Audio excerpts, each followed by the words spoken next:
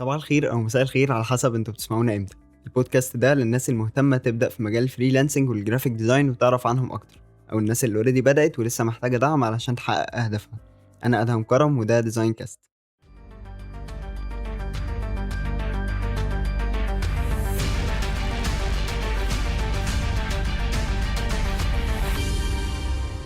قبل ما نبدا خلوني اشارككم ان الفيسبوك بيج بتاعتنا عدت ال 7000 فولور، واليوتيوب تشانل عدت ال 2000 سبسكرايبر.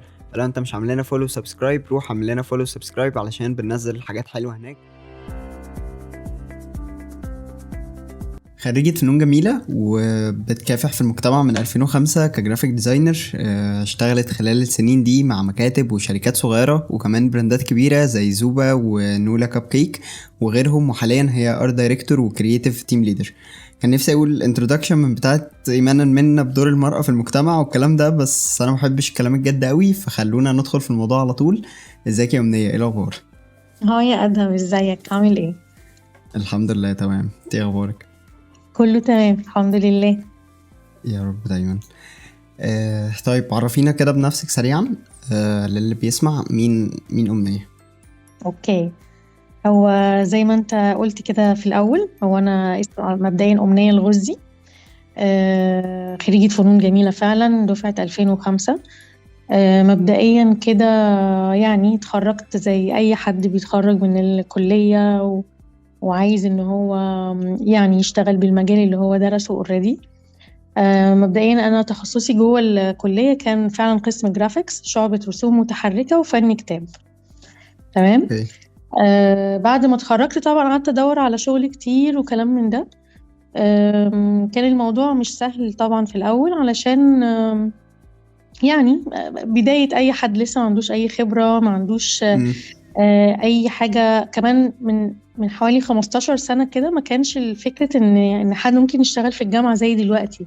فانت بتدرس يعني بتدرس الدراسه بتاعتك كلية، وبعدين بعد ما تتخرج تشوف بقى مجال هتشتغلي ازاي والكلام ده كله. لكن ما كانش فيه ثقافة ان ممكن حد يشتغل وهو في الجامعة. وكمان الجامعة عندي كانت كمان عملية زيادة عن اللزوم، فما كانش فيه وقت فعلا ان انا ممكن اتدرب مثلا على الشغلانة او الكلام ده. في الاول خلاص قعدت يعني ادور كتير وكده، يعني لحد ما لقيت مكتب صغير جدا بيتعامل في مجال الطباعة، تقفيل الطباعة. وقبلت طبعا عشان أنا لسه ما عنديش أي خبرة. اشتغلت فيها تقريبا حوالي سنة، وكان مرتبها فعلا ضعيف جدا جدا. بس هي الفكرة ان انا يعني هو عامة مجال الجرافيك بيبقى محتاج مش محتاج ان انت ما بتاخدش مقابل في الاول طبعا. محتاج ان انت عايز يعني تمارس المهنة كتير وتتدرب وكلام من ده. اكيد طبعا. بالظبط. اشتغلت فيها تقريبا سنة. اتعلمت فيها برضو فكرة ان انا ازاي اقفل شغل طباعة. كنت بتفرج كتير طبعا على شغل حاجات ناس تانية كتيرة. كنت انا بصراحة يعني برضو يعني حبيت فكرة الجرافيكس بشكل عام. المهم بعد ما يعني اشتغلت في الشركة دي تقريبا سنة، اتعلمت طبعا فيها حاجات يعني اللي هو شغل تقفيل الطباعة والكلام ده. ما كانش برضو لسه في خبرة الكرياتيفيتي والقصة دي. الكرياتيفيتي والقصة دي برضو ليها علاقة شوية بالدراسة وبالتالنت اللي أنا اوريدي دخلت بيه الكلية في الأساس يعني. اوكي. بعد ما يعني لقيت بقى فرصة تانية في شركة تانية، فعادي في إعلان يعني شركة كوزماتكس، إن المفروض إن أنا يعني هشتغل فيها، أبدع بقى فيها شوية حاجات، أصمم حاجات لكوزماتكس، الكتالوجات، الإعلانات، مش عارف إيه الكلام ده. عظيم جدا. برضو قعدت فيها شوية صغيرين مش كتير، يعني حوالي برضو يعني 6 شهور حاجة كده. اوكي. لحد بقى ما جات لي فرصة ان انا اشتغل في شركة دعاية واعلان. بعد شركة الدعاية والاعلان جات لي فرصة تانية في شركة تانية، دي اللي بقى طولت فيها، ودي اللي بقى كانت بداية مرحلة البراندنج بالنسبة لي. جدا. مع ان هي اصلا مجالها ملهاش علاقة خالص بالادفيرتايزنج ولا الديزاينز ولا الكلام ده. هي اصلا كانت شركة فاشون ديزايننج وناس بتستورد هدوم من بره وبتباعها من خلال محلات هنا جوه مصر. بس هو كان صاحب الشركة يعني كان حد بيسافر كتير ودماغه كانت حلوة جدا. حتى هو كان بيستغل فكرة الكرياتيفيتي اللي عنده دي في ان هو يصمم البراندنج اصلا بتاع البراندات بتاعته هو شخصيا، وكمان المحلات اللي جوه كانت عاملة وقتها طفرة كبيرة جدا في مصر يعني في الوقت ده في التسعينات. جامد جدا. كانت هي 69 جروب، يعني اعتقد معروفة لجيل اللي هو خصوصا الجيل بتاعي يعني اللي انا بقالي فترة كبيرة يعني. اوكي. 69 و 24/7 والكلام ده كله. بصراحة دي الشركة يعني قعدت فيها 7 سنين. زي ما بقولك كده دي هي كانت بداية الانطلاقة بتاعتي. وبصراحة أنا كنت يعني أثبتت نفسي مع صاحب الشركة ده. كنت تقريبا يعني أي حاجة هو بيفكر فيها كنت أنا بنفذها له بمنتهى السهولة. فهو كان واثق فيا ثقة يعني فظيعة إن أنا أي حاجة إن أنا أقدر إن أنا أصممها له وأنفذها له من خلال بقى الكرييشن والديزاينز والحاجات دي كلها، وأنا لقيت نفسي فعلا معاه يعني. عظيم جدا. لحد ما جه بالظبط لحد ما جه حد من صحابه، كانت بنوتة يعني جاية مصر لسه جديدة، هي كانت دارسة في كندا وكانت حابة ان هي تفتح مشروع في مصر. فهي بتتكلم معاه بتدردش معاه كحد يعني بتستشيره في البيزنس بما انه هو حد كرييتيف ومش عارف ايه. فقال لها طيب يلا بينا نعمل مشروع. قالت له انا ملاحظة ان في مصر مفيش اي نوع من انواع البيزنس في الكاب كيكس اصلا. ف... فقال لها دي فكرة كويسة ومش عارف ايه. طيب انا عندي ديزاينر شاطرة. انا وقتها كنت لسه ديزاينر بس مش لا سينيور ولا ارت دايركتور ولا الكلام ده. تقدر ان هي ممكن تمسك لك قصة اللوجو والبراندنج والكلام ده كله، واحنا لسه بنخبط يعني اللي هو انا مش عارفة يعني. انا كنت في الاول مثلا جرافيك ديزاينر اللي هو ايه، يلا مثلا نعمل حاجة ديسبلاي للمحل، اعلان للبراند ده. جرافيك ديزاينر عادي جدا. فبالتالي ففعلا بعد ما اتكلمت معاها وكده عرفت هي عايزة تعمل ايه. قعدنا نفكر ومش عارف ايه وفي الاسم الاول وكلام من ده لحد ما طلعت باللوجو. طبعا اللوجو ما كانش اول اوبشن يعني هو اللي اتاخد، قعدنا نفكر كتير يعني لحد ما وصلنا للوجو نولا كاب كيكس اللي هو البراند اللي هو موجود حاليا ده. عظيم جدا. هم يعني طبعا اشتغلنا عليه فترة كبيرة وانطلق، وبصراحة عمل يعني برضو سكسي حلو جدا يعني في مصر ساعتها يعني وما زال يعني اعتقد. جامد جدا. كنت لسه اقول لك ما زال بصراحة تحفة. بعدها بعد ما خلصنا بقى موضوع نولا، جه من طرف نولا براند تاني عشان خلاص احنا أسسنا بقى براند كامل ونجح يعني بشكل كويس. فجالنا عميل تاني للشركة، كان البراند زوبا. اوكي. زوبا جامد. مطعم زوبا. نفس الفكرة بالظبط. طيب بما انك انت نجحنا نولا ومش عارف ايه وكلام من ده، طب يلا نبتدي في البراند التاني. أسسنا البراند التاني اللي هو زوبا، والحمد لله كنت أنا برضو قايمة عليه بشكل كامل جوه الشركة يعني. وأسسناه بشكل كامل وزي ما هو معروف زوبا حاليا موجود. جامد جدا. بس كده. المهم بعدها بقى بفترة صغيرة جدا كانت الثورة قامت، والدنيا وقفت شوية. وانا بقى في الفترة دي يعني طول الفترة اللي فاتت يعني انا كنت للشغل بس اللي هو ما بعملش اي حاجة في حياتي غير ان انا اشتغل بس يعني. او اتخطبت الاول طبعا وبعدين اتجوزت وكنت مستمرة معاه وخلاص واشتغلنا شوية ومش عارف ايه. يجي بقى عميل عادي، بنشتغل تاني للبراندات بتاعت الشركة نفسها. بدأت ان انا اطور نفسي شوية بشوية، وموضوع البراندنج حبيته اكتر وان انا بطور نفسي فيه لحد زي ما بقولك كده اتخطبت اتجوزت خلاص كده الدنيا وقفت شوية. لان طبعا المجال بتاع الشركات ما بيبقاش مناسب شوية للسيدات يعني والبنات والكلام ده عشان المواعيد. كويس. بس ما استسلمتش، يعني قلت لا، انا حتى لو موضوع الفول تايم مش ماشي معايا، انا اوريدي بحب مجال شغلي جدا ولازم استمر وتخصصت في قصة البراندنج. عظيم جدا. عملت بقى اكاونت على انستجرام، جبت جهاز، اسست نفسي بشكل كويس من خلال بقى البورتفوليو اللي انا كنت اوريدي شغالة فيه، وعندي 2 براندز اوريدي كنت مؤسساهم، فكانوا دول بالنسبة لي حاجة كويسة ان الناس تعرفني اكتر. حلو جدا. بس وعميل بقى جر عميل، عميل جر عميل، لحد وقتنا هذا اللي انا بكلمك فيه، بقالي دلوقتي تقريبا 8 سنين مستقلة بنفسي تماما. عملت فيهم براندات كتيرة، والحمد لله دول بقى لوحدي تماما، عظيم جدا جدا. وعندي مكتب صغير وتمام. تحفة ما شاء الله بجد. يعني برافو عليكي، بعيدا عن يعني كل حاجة، فاهمة؟ برافو بجد على على الحاجات دي كلها، فاهمة قصدي؟ جميل شكرا جدا. يعني. الله يخليكي. عندي حاجة، يعني حاجة عايزة أوضحها وسؤال عايز أسأله لك، فخليني أوضح الحاجة الأول، لأنه في ناس كتير ما بتبقاش مقتنعة بفايدة الكونكشنز أو النتوركينج، وشايفة إن هو لأ، أنا مش حابب أتعامل مع الناس، أو أنا ليه أتعرف على ناس من اندستري معايا أو من اندستريز مختلفة طالما أنا كده كده شغال. بس أنا شايف إن النتوركينج كان ليها دور كبير في الكارير بتاعك. لانه زي ما قلتي ان انت اتعرفتي اصلا على الكلاينت بتاع زوبا عن طريق البنت بتاعت نولا. بالظبط، لا ده بتاعت صدق. واتعرفتي اصلا على البنت بتاعت نولا عن طريق اصلا انت شغاله فيها، اللي ممكن تكون ملهاش علاقه اصلا بالجرافيك ديزاين. فالموضوع كان بيمشي برضه شويه بالنتوركينج.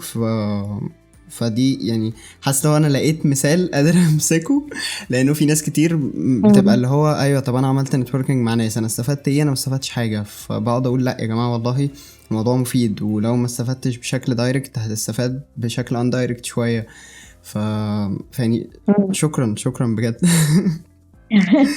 والله يعني الواحد بيحاول فعلا طبعا تكون الكونكشن اللي حواليه تكون كويسة، ويقدم نفسه بشكل كويس من خلال شغله، علشان فعلا هو ده مهم جدا، ان فعلا عميل يجي من خلال عميل تاني. لان انت لو من البداية كده طريقة تعاملك مش كويسة، طريقة شغلك مش ملتزم مثلا بمواعيدك والكلام ده كله، بالظبط. مش هتقدر ان انت توصل للستاب اللي بعدها. جميل جدا. فلازم الستيب اللي انت واقف عليها تكون مظبوطة وبرفكت، علشان تقدر تطلع للليفل اللي بعده. حلو جدا جدا. السؤال بقى اللي عاوز اساله لك، وده بصراحه يعني سؤال اثار فضولي انا اصلا، يعني اللي هو من اول ما بعتيلي اصلا لما كنا بنتكلم يعني قبل الحلقه، في فكره ان انت ازاي فضلتي قاعده في الشركه 7 سنين من غير مثلا المصطلحات اللي بتحصل لنا اليومين دول او اللي احنا بنسمعها، فكره اللي هو لا اقعد في الشركه سنه وامشي عشان ما تزهقش، او عشان افكارك ما تضيعش، او دماغك ما تموتش، والكلام اللي بيحصل معانا ده. او اللي هو انا حد بيزهق بسرعه جدا، فاللي هو انا ممكن اقعد في الشركه مثلا من 6 شهور لسنه، انا زهقت، انا محتاج اغير، او انا حاسس ان انا بعمل نفس الشغل كل صح. يوم، فانا لا انا مش هستحمل الكلام ده، خرجوني من هنا، فاهمه؟ فازاي قدرتي صح، ده تفضلي 7 حقيقي. سنين في الشركه ما شاء الله، من غير ما تزهقي، او من غير ما تملي، او المايند بلوك، او الحاجات اللي بتحصل دي كلها؟ بص، هو ممكن يكون حسن حظ شوية ان الشركة اللي انا اشتغلت فيها، زي ما بقولك كده، ان اصلا صاحب الشركة كان حد يعني زي ما بيقول كده دماغه مطرقعة اصلا. اوكي. يعني فاهم، اللي هو كل يوم بيطلع بفكرة جديدة. كل يوم، حتى في البراندات بتاعته هو شخصيا، يلا نغير نعمل حاجة، هو يسافر ويجي ينقل لنا بقى الاكسبيرينس بتاعته كلها، ويقول لنا شاف ايه ما شافش ايه. فبصراحة كان التعامل من خلال الشركة بتاعته كان يعني ما حسيتش فعلا بالسبع سنين اللي انا قعدت فيهم. جامد جدا. بس ممكن يكون قبل السبع سنين دول، اللي هم الثلاث سنين اللي قبليهم بقى، فعلا كل سنة منهم كانت بشركة شكل. بس مش علشان برضو انا كنت زهقانة او كده، على قد ما كان يعني الواحد بيبقى عايز يطور نفسه. بيلاقي فعلا انت زي ما انت بتقول في زهق شوية وكده، خصوصا لو معظم الشركات لما بتيجي تتجه ناحية مجال معين ما بتخرجش عنه. ممكن مثلا انت تشتغل جرافيك ديزاينر والشركة كلها بتشتغل في مجال طبي مثلا، المجال الطبي ما فيهوش اي حاجة، يعني نادرا لما تلاقي علبة دواء فيها ديزاين او كلام من ده. فيمكن زي ما بقول لك انا عندي حسن حظ شويه ان الشركه عندي كانت لا يعني مؤهله ان انت تقعد تشتغل بابداع، بتفكر بشكل جديد دايما، مش شغل تقليدي شويه. جميل. يعني ممكن نقول ان الموضوع شوية راجع للإدارة، وانه في حد دايما بيغير، في حد دايما بيجدد، مش اه الموضوع ستيبل كده ان احنا كل يوم بنعمل نفس الحاجة. صح؟ بالظبط كده، بالظبط كده. اوكي، جميل جدا. آه طيب، هي الحلقة دي هتبقى اغلبها بيزد اون الكومنتات الكتير جدا اللي جات على البوست اللي انا نزلته بتاع المشاكل اللي بتواجه الناس. ولكن مم. خلينا نبدأ من الآخر كده، يعني من الحاجات اللي في الآخر شوية، وهي الستات اللي متجوزة وعندها بيبي أو عندها أطفال وهكذا. فازاي ان هي ممكن تطلع مم. من المشاكل بقى اللي بتواجهها بتاعة الشغل، سواء في شركة زي ما انت بتقولي في موضوع المواعيد والحاجات اللي زي كده، او في موضوع انه اصلا في اطفال في البيت، او في اولاد او بيبي او whatever. فحتى شغل الفريلانس بيبقى شوية في ستريس كده اعتقد. فازاي مم. بتحلي الازمة دي او بتحلي المعضلة دي شوية؟ تمام. بص هو انا بالنسبه لي علشان انا زي ما بقول لك يعني من الاول خالص انا يعني حاجه بيرسونال كده، انا استنيت شويه على فكره الارتباط والجواز والكلام ده بمزاجي، اللي هو انا لا يعني انا كنت واحده مؤهله ان انا اشتغل بس اللي هو انا بشتغل اوكي، بس يا جامد. جماعه، محدش يكلمني في اي حاجه تاني غير ان انا اشتغل بس يعني يعني هو فعلا بص هو اصل مجال الجرافيك بالذات، يعني هكلمك بقى من البذره يعني مم. بصراحه. عايز صبر أيوب، يعني مش أي حد أصلا يقدر يستحمل مهنة الجرافيكس. اي مهنة والله. المجال حلو جدا، أو أي مهنة، ده حقيقي فعلا. بس هتكلم احنا أنا كبنات، يعني احنا كبنات وسيدات وكده في المجال ده، يعني يمكن أنا أكتر، يعني يمكن أنا الوحيدة في دفعتي في الجانب ال الكرييتيف شوية. الأنثوي مثلا. انا الوحيده اللي بشتغل جرافيك ديزاينر او بشتغل في مجال الجرافيكس. اوكي، جامد. معظم الدفعه بتشتغل في مجالات تانية فنيه برضو، بس ما فيش حد بيشتغل معايا في نفس المجال، اوكي. لان فعلا الموضوع محتاج صبر رهيب. فالبنات اللي هي عايزه تبتدي تشتغل في مجالنا تصبر شويه، تصبر على الشغلانه، تصبر على الماديات، تصبر على حياتها الشخصية، ودي أنا يعني معرفش إذا كان هينفع أقول هتسخني كده ولا الناس لأ. علينا. احنا بس دي غلابة حقيقة والله. والله يعني لا أنا بتكلم في الشغل، يعني اللي هو يعني تصبر على ايوه، ايوه. إن هي يعني يعني هو المجال فعلا محتاج صبر مم. علشان تقدر تلاقي منه، محتاج ان انت تصبر عليه، تقدر ان انت تحب الشغلانة علشان تقدر برضو تصبر عليها. مم. بس كده فهو اوكي. الموضوع محتاج صبر بس. جميل جدا. يعني احنا ممكن نقول فكرة اللي هو يعني متبقاش مستعجلة في الأول لحد ما تبني الحاجة اللي تقدر بعد كده. هي خلاص مثلا بالظبط، اتعودت ان هي بتشتغل وفي ستريس، او اتعودت ان هي بتشتغل وفي حاجات تانية حواليها، حاجة زي كده. صح؟ بالظبط. هو لا هو الموضوع فعلا بيبقى فيه ستريس جامد رهيب، عشان كده انا بقول لا يعني هو الموضوع محتاج حب للتخصص وصبر. مم. آه، الصبر ده كمان مش علشان تصبر على الشغلانة بس، اصل معظم الجرافيك ديزاينر في الاول بيدخل المجال طبعا حب وكل حاجة، بس لو انت مش حابب المجال وعايز تكسب منه فلوس بس مش هتستمر فيه. كلنا بنقول كده فاهم؟ والله.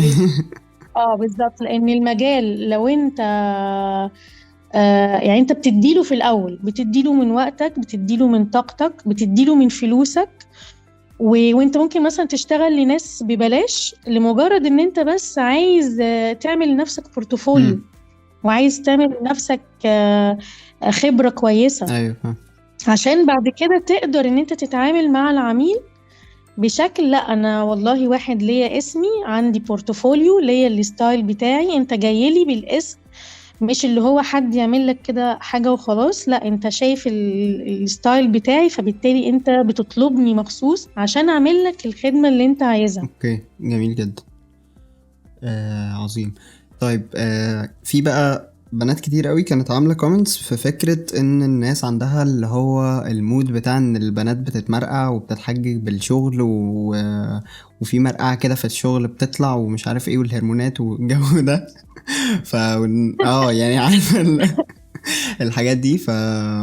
فازاي بتقدري ان انت يعني تشو اب للناس او للكلاينتس سبيسيفيكلي، يعني انه لا في جد هنا وفي شغل بيحصل، وانه مفيش الهبل اللي بيحصل بره ده، فاهم قصدي؟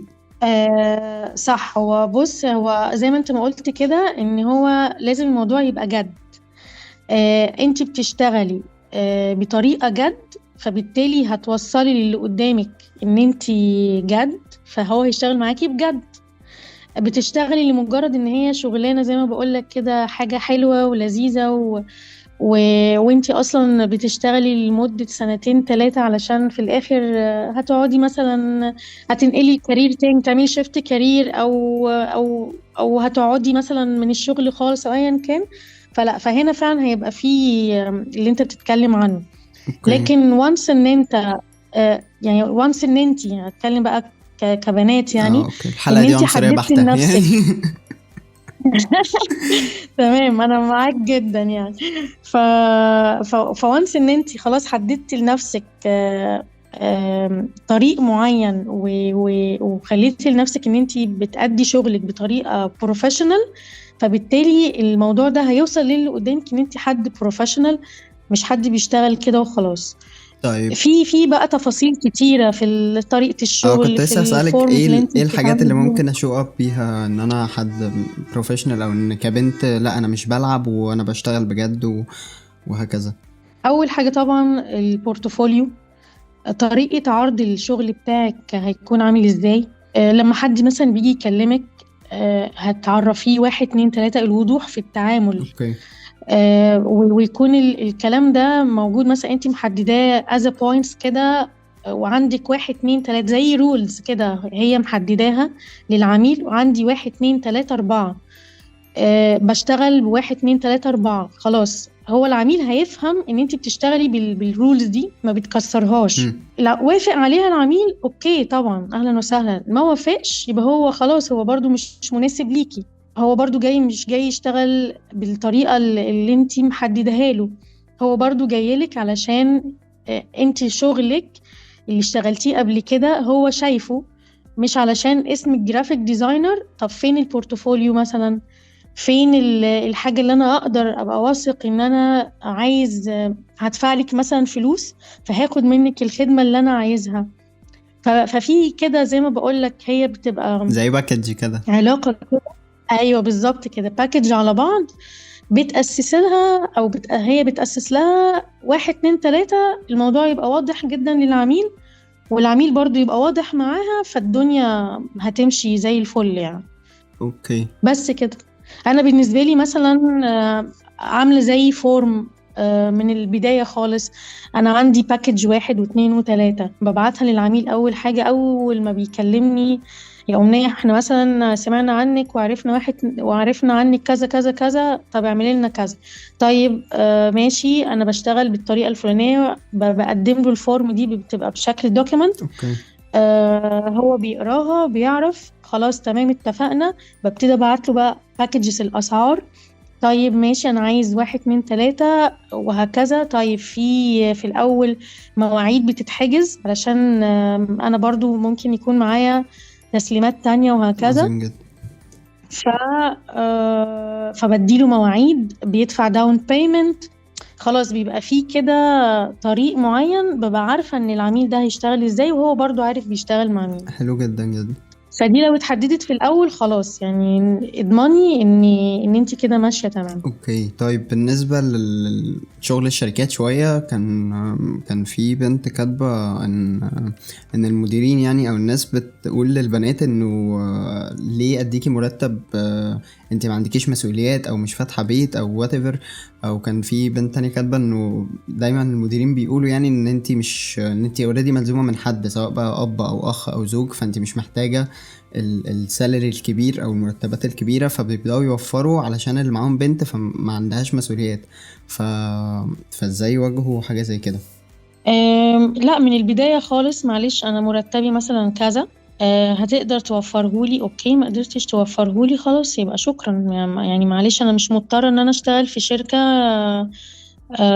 واللي قدامي مش مقدرني، أو الشركة اللي أنا اوريدي بشتغل فيها مش مقدراني. يعني حتى لو دي آخر شغلانة في العالم معلش يعني، بس في الآخر أنا بقدر نفسي بإكس. ف... فخلاص حد ده مش شايف القصة دي، فأنا معلش ده حد مش هقدر إن أنا أشتغل معاه، مش مناسب بالنسبة لي.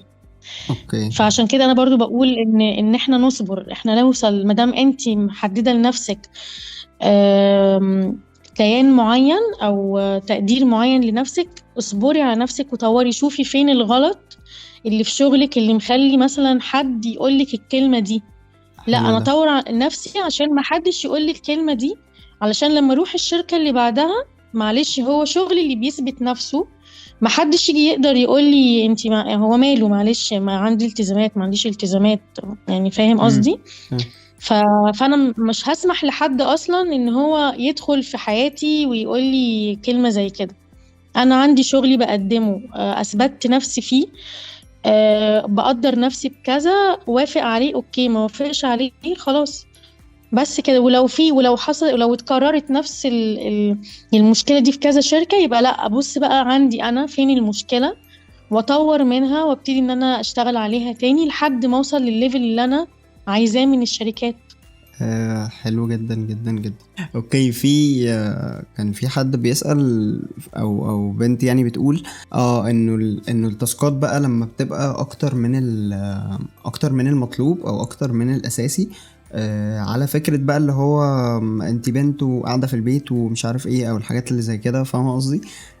او مثلا اللي هو احنا في ويك اند وانتي مش خارجة، على عكس الولاد بتخرج وبتاع، فانتي بتشتغلي من البيت مثلا، او بتشتغلي فريلانس، او بتشتغلي في شركة، فويك اند واجازة فتاخدي تاسكات اكتر. فدايما بيبقى في ناس بتواجه المشكلة دي، فازاي ممكن يتغلبوا عليها؟ بص، هي تقريبا نفس الإجابة برضو، اني لا، برضو مش هقبل بحاجة زي كده. انا برضو اكون واضحة من البداية خالص، في مواعيد عمل، في اجازات، في ان انا عندي تاسكات بخلصها في وقت معين. و... وانت بقى تاسكاتك كتير، معلش هات ديزاينر تاني بقى، او بدل ما يبقى عندك 2 في التيم خليهم 4، خليهم 5. بس نفس الفكرة ان انا يعني لازم تحددي لنفسك خلاص وقتك ومواعيدك ومجهودك والكلام ده.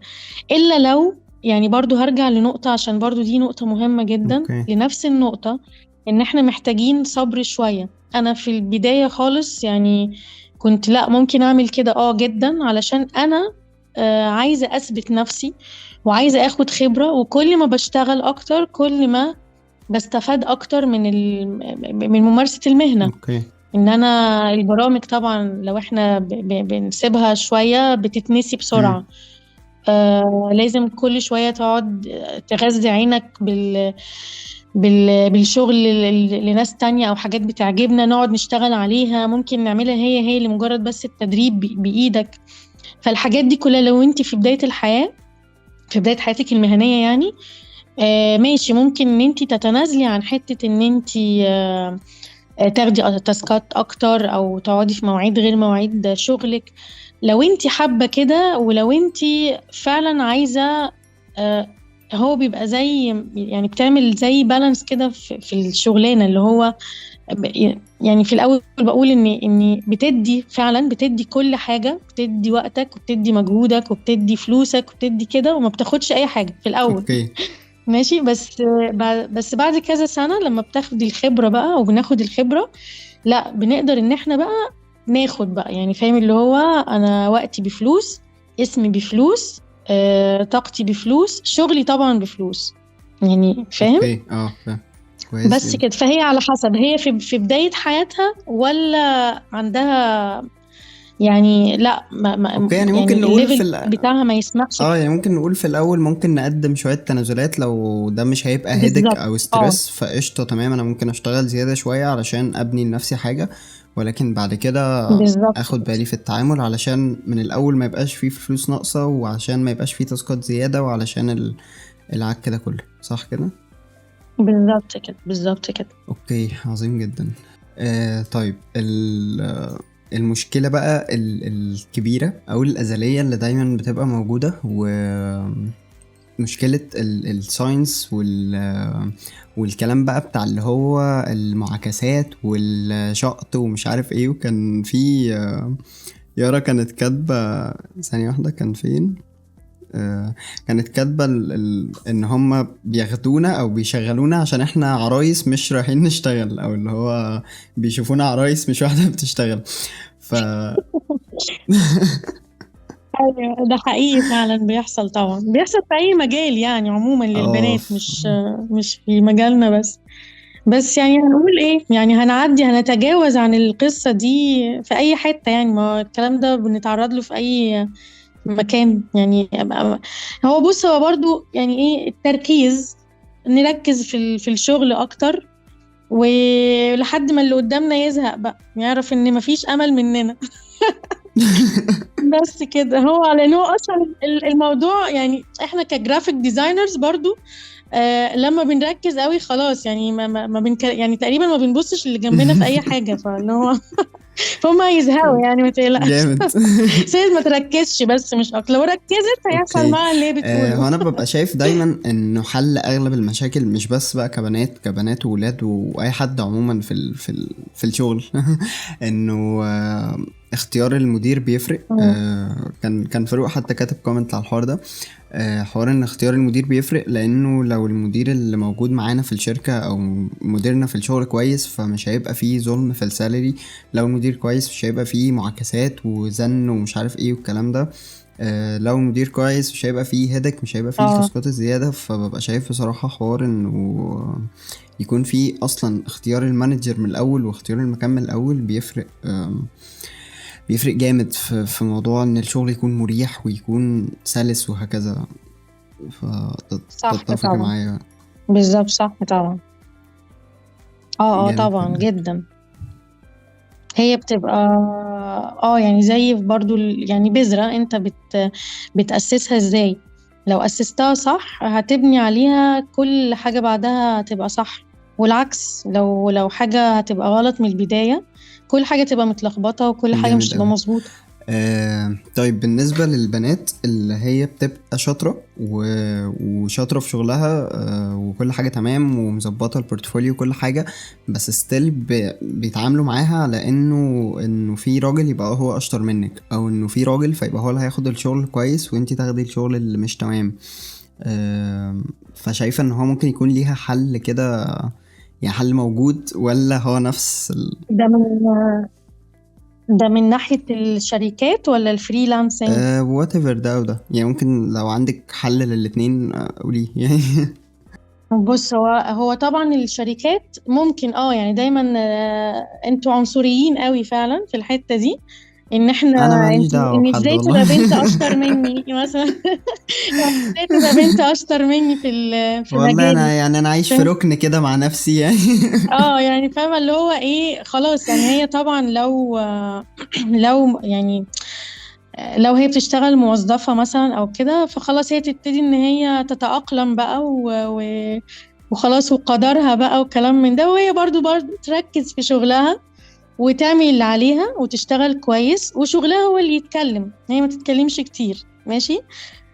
لو فريلانسر بقى لا، هي خلاص حرة نفسها يعني، ما فيش حد هيقدر ان هو يقول لها الكلام ده، لان هي برضو كفريلانسر لو ثبتت نفسها كويس في الشغل وبقى عندها بورتفوليو كويس، الناس لما هتيجي تشوف شغلها مش هتشوف اسمها ايه بنت ولا ولد، هي حد عايز شغلانة من حد هتقدر تقدمها لي بالشكل اللي انا عايزه، فخلاص مش هيفرق بقى بنت من ولد، فاهم؟ هتبقى تتعامل مع العملاء بس، مش تتعامل مع حد منافس معاها يعني في شركة واحدة او في مكان واحد. جامد. طيب، في سؤال بقى اكيد يعني اكيد بيحصل مع اي حد، فكرة اللي هو الشوت، او انه يبقى في حد بيكلم بنت علشان بس فكرة اللي هو احنا عايزين نشتغل وبتاع، بس الموضوع بيقلب، فاهم قصدي؟ ف مم. فازاي بتحلي الموضوع ده، او ازاي حد يواجهه، او ازاي بنت تحل حاجة زي كده؟ او اللي هو لما يحصل مثلا معايا حاجه زي كده ايه المفروض يتعمله، او ايه اللي ممكن ما تعملوش اصلا من الاول علشان ما توصلش للليفل ده. فاهم قصدي؟ بقول تاني ان هي تركز في شغلها بس كده. اوكي. ده بجد لا والله يعني هي يعني برضو بصراحة انا ببقى شايف يعني ما بيحصليش اكيد حاجة زي كده، بس ببقى شايف مم. فكرة التناحة بتاعت الناس اللي هو لا استاذة ردي يعني استاذة انا عايزك في شغل او اللي هو اوكي. مثلا اه، انا انت خدت بتتكلم مثلا كعملاء؟ كعملاء او العملاء كمان. يعني مثلا اللي هو امنية انا محتاجك في شغل، فطب ماشي هنتكلم، طب مش عارف ايه، طب او مثلا بتدي للكلاينت رقمك عشان واتساب مثلا او وات ايفر طريقة التواصل، فتلاقي بقى مكالمات وزن ومش عارف ايه وحاجات زي كده. فازاي بص هقول لك، هو الموضوع بيبقى باين من الاول خالص يعني، او بيبان من اول مكالمتين ثلاثه كده، او قبل الاتفاق يعني. بيبان طريقه التون بتاعت صوتك وانت بتتكلم مثلا، او طريقه الصوت العميل وهو بيتكلم، طريقه طلبه للحاجه دي هو بيشتغل بيها ازاي. حسيت ان في حاجه مش مظبوطه، معلش يعني. انا بطفش بصراحه. يعني من البدايه كده اللي جامد. هو بعمل يعني بطفش اي حاجه، بقول اي حاجه اللي هو ايه، بضرب بقى سعر في العالي جدا اللي هو مش هتعرف توصل لي مثلا. بضرب مثلا، بقول بعقد له اي امور في الدنيا خلاص. مش هينفع، ما عنديش وقت دلوقتي اشتغل اي كلام يعني، فاهم؟ اوكي. لكن يعني لو حد جد في الشغل، ما هو برضو زي ما بقول لك كده، مش كل العملاء بيعملوا كده. اوكي. اكيد العميل اللي هيجي عشان يكلمني هيبقى عايز يشتغل يعني، فاهم؟ اوكي. عايز يعمل مشروع، عايز يأسس لنفسه حاجة. فأكيد يا مم. إما هيكون أصلا متجوز، يا إما مش عايزني عشان كده يعني. خلاص فهو جاي يشتغل، فخلاص اوكي. فوانس ان انا لقيته ان هو بيتكلم بجد وخلاص. زي ما بقول لك من البداية خالص انا محدده له واحد اتنين تلاتة، من ضمنها ايه اللي بيمسك الناس عموما في الشغل. الدفع، معلش يعني انا اسفه ان الفلوس. انا بقول كده، بس بالظبط كده، ايوه، الفلوس. لا لا ده فاللي بجد هو فاللي هو خلاص دفع. اتكلمنا في تفاصيل الشغلانة، لقيته ان هو بيشتغل بطريقة جد معايا. ما فيهاش اي حاجه كده ولا كده، من اللي انا بقول لك عليه ان هي الحاجات الطريقه اللي هي بتتحس دي، فخلاص اوكي. بشتغل عادي. لكن من اول مكالمتين يعني، مثلا ممكن احكي لك على موقف فعلا حصل معايا كده، ان حد يعني شور. كان محتاج ان هو يعني كان مش عارفة، كان معرفة يعني بس بعيدة شوية، اللي هو ما فيش اي علاقة بيني وبينه يعني نتكلم بشكل شخصي او كده. فالمهم فضل ان هو يتكلم لغاية ما قال لي طيب انا عايزة اشتغل معاكي. اللي هو طب ماشي، واحد اتنين تلاتة، انا بشتغل كذا كذا كذا. لقيت طريقته بقى مش مناسبة، فزي ما بقول لك كده بدأت ان انا اعقد له الامور، اضرب له بقى اي سعر في العالي. اي حاجه بحيث ان هو لا يعني مكانك مش هنا اصلا يعني. اوكي. زي الفل. بس كده. جامد جدا. طيب بالنسبة للزمايل اللي بتقعد تلطف وتسخف والكلام ده، يعني للزمايل هو اللي في الشغل. بتبقى في حاجات، يعني مش بس ان انا محتاجة اركز في شغلي مثلا كبنت، لا هو بيبقى في حاجات قرف يعني. يعني في جملة كده اللي هو الرجال اعلم بنظرات الرجال، فاهمة؟ فانا كولد عارف ان مم. بيبقى في بنات بتتعرض لزن مقرف يعني. واللي هو بشفق عليهم والله يا والله. ادم، يعني مش عارفه والله يعني. هي بص برضو الموضوع بيبقى على حسب طريقه التعامل يعني. مم. مش عارفه، بس انا مثلا يعني بصراحه ما تعرضتش لحاجه زي كده من زمايلي الحمد لله يعني. كلهم ما كانوا شاء الله محترمين كويس. جدا. و... وانا برضو كنت بفرض يعني طريقتي مع اللي قدامي. زي ما بقولك لقيت في طريقة كده ولا كده، لا خلاص انت بقى بتبتدي، او انا يعني كبنت يعني ببتدي ان انا اتعامل بطريقة تانية مختلفة، بحيث ان هو ما يبقاش فيه مجال ان هو يسخف يلطف. حتى لو اضطريت ان انا اقول انا كمان كلمة سخيفة تكسفه مثلا.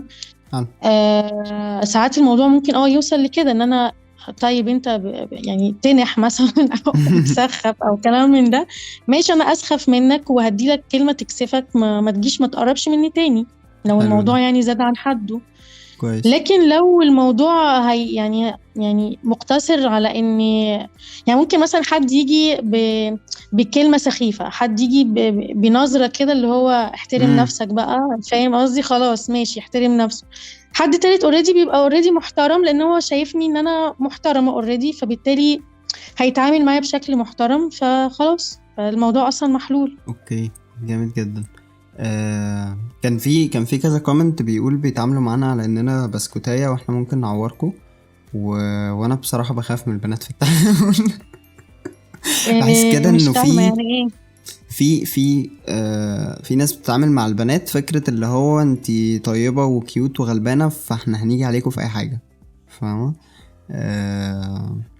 فازاي ما انا ممكن بقول ان لك هم بص، هي دي مش دي في الشغل عموما، يعني انتوا اه كرجاله، يعني اللي هو مش انتوا. انتوا مش اصلا. ماشي. اه معلش. بس اللي هو يعني لا والله، يعني هو في فعلا عنصرية جامدة جدا في الشغل عموما. ان احنا ازاي مثلا تبقى مديرتي بنت مثلا؟ انا امم دلوقتي بشتغل في شركة، يعني مش ما يعني بشتغل فريلانسر، وفي نفس الوقت بشتغل في شركة وتيم ليدر ومديرة يعني على حد ما شاء الله جامد. وكده. بس ففعلا تحت مني ولد يعني، ولسه متخرج او لسه متخرجش اصلا، واللي هو بص انا اكبر منه يعتبر بكتير جدا، يعني اللي امم هو بالقليل 15 سنة، وبيتعامل معايا على اني راسي براسه كده، اللي هو انت ازاي تبقي مديرتي يعني امم فاهم ازاي؟ فعايزه اقول له تتعاملي حبيبي. بتتعاملي ازاي مع اه مع الحاجات دي؟ يعني لا والله بص عادي، انا باخدها بتهريج جدا، واللي هو انت زي ابني الصغير. يعني بس كده يعني فقشطة يعني، ما بركزش في الحاجات دي قوي، عادي ما دام الموضوع لطيف، واللي هو في الآخر برضو أنا يعني بلتمس اللي قدامي، بشوف هو يعني خبرته قد إيه في الحياة عموما، امم بيتعامل معايا ليه كده. مش لازم بقى كل كلمة يقولها أقفش عليها، ومش لازم أي حاجة، لا خلاص هو عايز يحس إن هو حد ليه قدر ومسؤولية وشاطر في شغله وكده، فخلاص ساعات ببوش أب الحتة دي وبديله قيمته في القصة دي، وتمام اوكي، لحد ما يعني. أنا مش من المديرين الرخمين بقى، اللي هو لا لازم بقى تعمل كذا امم ومش عارف ايه وبتاع، لا. جامد. طيب، في بقى ناس كتير قوي بتقول، واحنا منهم والله كأولاد بنعاني من الموضوع ده. فكرة الشغل مع تيم فيه بنات، او تعامل البنات مع بعضها، او تعامل الولد مع التيم اللي كله بنات. فكرة ان البنات، يعني انا اسف ان انا بقول حاجة زي كده، بس بنات بتبقى في بهدلة في الشغل. في فكرة بقى اللي هو مم. لا اصلا انا متضايقة فمش هقعد اشتغل دلوقتي وانتوا اولعوا يعني. او البنات بقى اللي هو بيبقى في مكر بينهم وبين بعضيهم، او انه في 4 بنات بياكلوا في بعض في التيم والشغل كله واقف وانا اللي المفروض اتصرف في كل الحاجات دي. ف فمحتاجين يعني نصيحة منك تقوليها لهم، هم احنا بنتعامل يعني. مم. بس تقوليها لهم، يعني ازاي يشتغلوا يعني. ازاي اوكي يتعاملوا مع بص، هو بعض. زي ما انت ما قلت في نص الانترفيو يعني، ان ان هو لو المدير كويس ويقدر يمانج الناس اللي تحتيه، او يختار الناس اللي تحتيه بشكل كويس، مش هيلاقي القصة دي. هو الموضوع مش مقتصر على فكرة لا على بنات بس ولا على ولاد بس، عادي جدا هتلاقي بنات كده وهتلاقي برضو ولاد كده مع بعض، يعني فاهم؟ بصراحة بشوفها بس مع انت البنات بقى كتير جدا. هي طبعا في البنات ممكن تبقى فعلا اكتر شوية يعني عشان كان معايا واحدة في الايموشنال التيم بقى كان والكلام ده. معايا واحدة في التيم في مرة في شركة، وكانت يعني كانت شركة كبيرة شوية، و... والمانجر جه قال لنا احنا محتاجين نشغل تايمر، علشان احنا كنا بنشتغل من البيت، فمحتاجين نشغل تايمر للعدد الساعات اللي انتوا بتشتغلوها علشان نتأكد ان البروسيس ماشية تمام. تاني يوم سابت الشركة. تاني يوم سابت يا الشركة، وبيزد اون ذات لان هي كانت الكوبي رايتر، فبيزد اون ذات انا شغلي وقف، فوقفنا شغل خالص بقى يعني. احنا بنعاني يعني. مم. فعاوزك تقولي، لان اغلب اللي هيسمع الحلقه دي اعتقد هيكونوا بنات، فعايزك تقولي لهم نصيحه، تقول لهم ازاي يشتغلوا، تقول لهم ما يدخلوش الايموشنال، الجزء الايموشنال ده في الشغل، يعني اي بص حاجه هو انقذينا. يعني يعني بص هو والله الموضوع متوقف فعلا على الشخصية. ملهاش علاقة فعلا لا ببنت ولا بولد، هي شخصية مسؤولة، شخصية ملتزمة، شخصية مركزة في شغلها، شخصية بتحب شغلها. وأهم حاجة في الموضوع إن هي فعلا بتحب شغلها، لأن انت لو بتحبي شغلك كويس هتقدري تديله، هتقدري ان انت ما تبصيش لغيرك، مش هتشوفي بقى مين بيعمل ايه مين ما بيعملش ايه. احنا برضو مجالنا في الجرافيكس فعلا بيبقى محتاج تركيز رهيب. انت اللي ممكن يعني شو عشان تعمل ديزاين وبس فصلت كده حد قالك كلمة انت ممكن فعلا تتفصل تماما. بتحصل. فانا ممكن يعني انت او انا او اي حد ديزاينر يعني ممكن يقعد على الجهاز مثلا بال6 ساعات وما يحسش انه قاعد ال6 ساعات من غير ولا كلمة، من غير ما يتكلم مع حد اصلا. فانت لو هتشتغلي صح وبتشتغلي بتركيز مش هتعاني خالص، ولا هتحسي اصلا ان في نفسنا في اي حتة ولا حد بيعمل ايه. معلش اللي بيعمل كده يبقى ده حد ما بيشتغلش كويس في مجالنا، اوكي. يعني فاهم. يعني سيب هو المجال ده في بقى الفريلانسنج عموما او في الكرييتيف اندستري كلها والله الموضوع ده، يعني مش بس اه كجرافيك ديزاينرز. بالظبط كده بالظبط. ما انا فعلا يعني انت فعلا لو مركزه كويس مش هتلاقي اصلا، مش هتبقي اصلا عندك وقت ان انت تشوفي مين عمل ايه مين ما عملش ايه مين الكلام ده. الناس اللي بتعمل كده معلش يعني بتبقى واخده الشغلانه بشكل مؤقت، اوكي. اللي هو حد مجال كويس ويلا نجرب مثلا، او حد شايف ان هو مجال لذيذ بيجيب فلوس كويسه مش عارف ايه، طب يلا ندوس فيه. والناس دي معلش يعني بيبقى عمرها قصير شويه في الشغلانه يعني. اوكي. فهتلاقيهم فعلا بيمشوا بسرعة من أي شركة، بيسيبوا المجال أساسا من بابه يعني. حلو جدا. بس نادر جدا لما تلاقي حد مكمل في البنات ده بجد امم والله، علشان فعلا الموضوع بيبقى صعب شوية يعني، ك... في العوامل اللي أنا اتكلمت فيها دي كلها يعني فاهم. فاهم. يعني بصراحة ببقى شايف انه الفترة دي اصلا الدنيا صعبة، واحنا الناس بتصعبها على بعض اكتر، فاهمة؟ يعني اللي هو مش بس الدنيا صعبة لوحدها، لا احنا كمان هنزود على بعض يعني. ف اه بالظبط. ربنا يعين كل واحد والله. اه المهم بالنسبة بقى يعني نرجع يعتبر لأول حاجة خالص اتكلمنا فيها بس بشكل مختلف، فكرة ستات البيوت شوية، أو البنت بقى اللي هي خلاص مثلا متجوزة أو عندها بيت دلوقتي أو عندها أولاد وهكذا.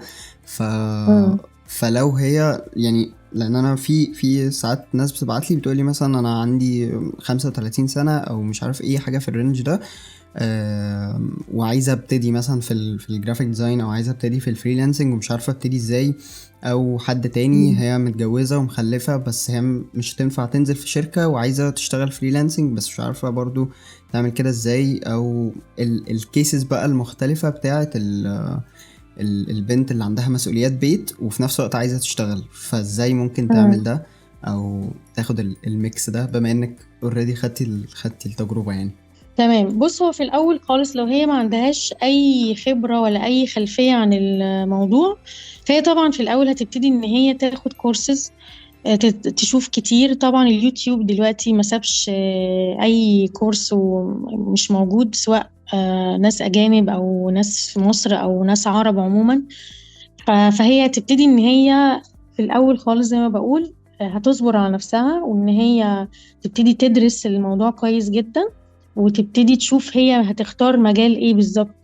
يعني مثلا الجرافيك برضه ما هوش انا اسمي جرافيك ديزاينر وخلاص، ده الاسم الشامل يعني امم فاهم. لكن في تخصصات، يعني انا متخصصة في البراندنج، حد تاني ممكن يكون اوكي. متخصص ديجيتال ارت، حد تالت انيميشن، حد رابع سوشيال ميديا. بس يعني فاهم.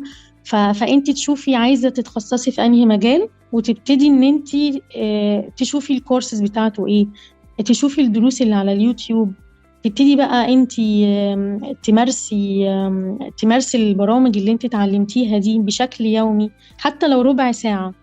يعني ربع ساعة كل يوم تقدري تشوفي حلقة، ربع ساعة تقدري تطبقي، ربع ساعة تقدري تتفرجي على شغل قبل كده وتنفذيه مثلا، او تبتدي ان انت جامد. تعملي زيه او كده. وتفترض بقى يعني تتخيل حاجات افتراضية وتحاول ان هي تنفذها، حتى لو امم هتعمل سكتش مثلا على زي ورق. البداية العادية بتاعت الفريلانسرز بالظبط عموما. كده. وبرضو علشان هرجع لنفس النقطة تاني وعاشر، يعني ان هي ما تعملش كده علشان برضو تكسب دلوقتي. يعني هي مش امم. هتكسب دلوقتي. لو ستات البيوت عايز تدخل مجال الجرافيك علشان اسمها ان هي تبقى فريلانسر وعندها مكتبة في البيت وهتكسب بكرة او بعد بكرة، لا مش هيحصل كده. اوكي. يعني هي هتصبر برضو على نفسها مثلا مش اقل من سنة، وعلشان تبتدي يبقى عندها عائد مادي. فهي لو برضو هتحب لو حبت المجال و... واشتغلت عليه كويس مش هتحس بالوقت ده. لكن لو هي داخلاه علشان هي سبوبة حلوة او كده وما صبرتش عليه، فبالتالي لا، مش هيبقى برضو مكانها مش مناسب في الشغلانة دي. فاهم؟ اوكي. بس احنا هنتكلم بالنسبة للستات اللي هي لا خلاص اوريدي حبت المجال الجرافيك، فزي ما بقول تبتدي تخصص نفسها هي عايزة تعمل ايه، وتتعلم البرامج بتاعت الحاجة اللي هي هتشتغل بيها دي، وتمارس لمدة مثلا سنة كده دراسة وممارسة وتغذية بصرية والكلام ده، وتبتدي بقى ان هي تعمل بورتفوليو ولنفسها واكاونت ومش عارف ايه وكده، علشان يبتدي بقى يجيلها عملاء بقى وبروفيت والحوارات دي. حلو جدا. الحلقة اللي فاتت من البودكاست كنت بتكلم عن الناس اللي سنها صغير، وكنت بقول ان يقولوا سنهم او مش لازم يقول انا عندي 16 سنة وجرافيك ديزاينر، علشان الكلاينت ساعات بيستصغروا الناس، او اللي هو لا انت سنك صغير فانت مش انت ليه تاخد مثلا 5000 في براندنج، انت سنك صغير او انت لسه بتلعب وهكذا. فحاسس ان نفس مم. الموضوع ممكن ينطبق على البنات، انه مش لازم هي اصلا تقول الحاجات الشخصية اللي عندها او حياتها البيرسونال عاملة ازاي. بالنسبة للكلاينت، يعني ككلاينت من بره انت ليك ان انا ماشي اوكي بنت شغالة عادي، بس انت ليك شغلي، ليك التعامل معايا، ليك ان انت هتدفع لي ديبوزيت، هعرف منك بريف، هسلمك الشغل وهكذا. صح. ف... فاصلا كبنت مش لازم تروحي تقولي للكلاينت، او مش لازم تبقي مصرحة قدام الناس والكلاينتس ان انت عادي متجوزة وعندك بيت وبتاع. هو ده اوكي طبيعي، ولكن مش لازم نقول ده للكلاينتس، او مش لازم نوضح ده واحنا رايحين نشتغل في صح. مكان، او ان احنا رايحين نشتغل مع كلاينت، علشان ده هيوفر كتير اعتقد من المجهود بقى والستريس اللي ممكن يحصل بتاع المشاكل اللي احنا كنا لسه بنقول عليها ده. فاعتقد انتي ممكن تكوني متفقة معايا في حاجة زي كده، صح؟ صح طبعا. لان هو في الاخر برضو هو شغلك اللي هيتكلم عن نفسك. هو العميل عايز منك ايه غير ان انت تقدمي له الخدمة اللي هو محتاجها منك. عظيم جدا. بس كده ملوش دعوة بأي حاجة تاني، بسني بحياتي الشخصية بالكلام ده كله، علشان ما يبقاش ما يحكمش يعني عليا، واللي هو يحدد بقى في دماغه ويعمل اللي هو يعني يقدرني بيه بقى من ناحية من ناحية أي حاجة بقى، يعني فاهم. فاهم. بس كده أنا شغلي كذا، فخلاص هو شايفه تمام، هقدم لك نفس الشغل ده اللي انت شفته قبل كده وخلاص. جامد جدا. جامد. بس عايش. نفس الفكرة بالنسبة للولاد الصغيرين اللي عندهم 16 و17 سنة، برضو مش لازم يقول اللي هو هيقدم الخدمة دي بشكل كويس وبشكل بروفيشنال ويطلب الرقم اللي هو عايزه، يطلب الرقم اللي هو انا عايزه كنت طبعا. بقول الموضوع ده في بس الحلقة. بس بشرط ان هو يقدم الكواليتي المطلوبة. الشغلانة بشكل صح. بالظبط، الكواليتي المطلوب بالظبط كده. كويس جدا. اوكي. يعني انا شايف انه اختصارا للمشاكل اللي بتواجه اغلب البنات، يعني مش عايز اقول غلطات منهم، ولكن فكرة انه في بنات ما بتبقاش عارفة تعمل بوزيشننج صح لنفسها في السوق، از ان هي شخص مم. بيشتغل، او از ان هي شخص بروفيشنال بيشتغل بيتعامل بروفيشنالي عنده بورتفوليو وهكذا. فحاسس انه لو الحاجات دي ترتبت كده او تعمل لها بوزيشننج صح، او بيرسونال براندنج شويه، بالظبط. ممكن تحل مشاكل كتير. يعني بالظبط يعني كده. خصوصا زي ما قلتي اللي هو البورتفوليو الاول يتظبط، وطبعا يبقى فيه اكسبيرينس، ويبقى فيه يعني حاجه حقيقيه او فاليو حقيقيه بتتقدم، وبعد كده بقى التعامل مع الكلاينت نفسه وتقفيل الديل والطريقه اللي احنا بنتكلم بيها والطريقه اللي احنا بنظهر بيها للناس. هي يعني انا بحاول بس اختصر الكلام اللي احنا قلناه بالظبط كده. عشان لو حد بص تاه هي مننا. الفكرة تمام، لا بالظبط كده، هي الفكرة ان كل واحد يعني او كل واحدة بتعمل امم. الفاترينا بتاعتها، يعني هتبيع الخدمة جامد. بتاعتها دي ازاي. يعني تعتبر ان هي كأنها عندها محل ودي فاترينا. الفاترينتها دي هتبيع حلو خدمتها التشبيه ده. ازاي؟ من خلال بورتفوليو، من خلال من خلال الاكونت وشكله عامل ازاي. مثلا لو هنتكلم في البلاتفورمز مثلا الانستجرام، البايو، امم. يعني فاهم كل الحاجات دي بتفرق اه على شور. فكرة. ان حد يدخل الاكونت بتاعك، انت مش حد اي كلام، لا انت حد ليكي اسمك، بتقدمي واحد اتنين تلاتة في امم. البايو. مثلا لو هتكتبي عندك مثلا لينك اكونت لحاجة تانية، وليكن بيهانس مثلا او ادوبي او ايا كان، شكل بقى البورتفوليو عندك على انستجرام مثلا. انا عشان بحب امم. انستجرام شوية فمركزة فيه اكتر، فانا بعرض شغلي من خلال الموك ابس والبرزنتيشن بتاعت كل براند شكلها عامل ازاي. فبالتالي لما حد بيخبط في الاكونت بتاعي بالصدفة، سواء هو محتاج شغل او مش محتاج شغل، لا انت مين، أمنية، بتعملي ايه. يعني ممكن مثلا في ناس ممكن ما يبقاش اصلا في دماغها فكرة ان هي تعمل مشاريع ولا حاجة، بس هي عشان اتشجعت ان في شغل الله انت لطيف. بتعملي مثلا مشاريع لناس ستارت اب، طب انا هفكر في مشروع علشان تعملي لي الشغل بتاعي. يعني شوف، فاهم؟ فهو لو انت عرضتي الفاترينا بتاعتك بشكل كويس، وطبعا بعد ما بيدخلوا بقى المحل وكده هيلاقوا نفس القيمة دي امم. موجودة عندك، فخلاص اضمني كده ان انتي نجحتي وتقدري تتعاملي مع العملاء بشكل كويس. وبالعكس انتي اللي هتختاري العملاء اللي هتتعامل معاكي، مش العملاء هم يعني امم. هيختاروكي. هم طبعا هيختاروكي، بس انا قصدي ان انتي تختاري اللي اه. هتفلتري. يعني مش اي عميل كده هيجي يقول يا انا تقولي له بعاني اوكي، مع لا الموضوع خلاص ده. هو العميل.